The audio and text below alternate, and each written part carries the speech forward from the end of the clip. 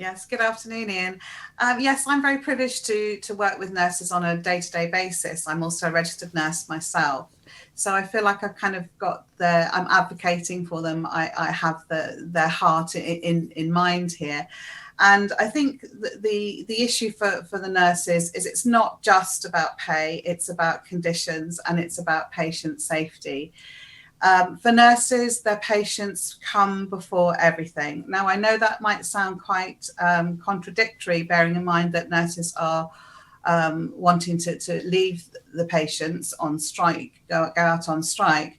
But I feel that they feel that this is a compounded situation with COVID, with the amount of people, 32,000 nurses have quit. There's just so many shortages in staffing, all the winter pressures going on, compassion fatigue, just burnout, emotional well-being being really affected. All these things compound together. And so doing long shifts like the 12-hour shifts that are still in place, nurses are in a situation where they just feel they cannot give the best care to patients at this time. And on top of that, there's the cost of living crisis that we all know so well. And, there's some nurses that are not being able to eat adequately, having to use food banks, putting essential items on credit cards. All these things have compounded. So I think that isn't just on that point, though, Nikki, not to in any way disbelieve an individual's plight. But I mean, if you're on 34,000 a year, I mean, that's about budgeting, isn't it? I mean, the average nurse is not at a food bank. The average nurse is not starving, or as the Daily Mirror says today, eating patients' leftovers.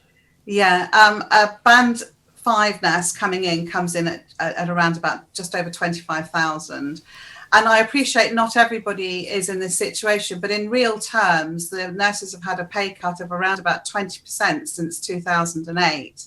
And so this is where the compounding has come in. It's just one thing on top of the other that's got to this point where, they can't care properly all the time for themselves. So how on earth can they care for other people? But 17.6%, I mean, that's robbery, isn't it?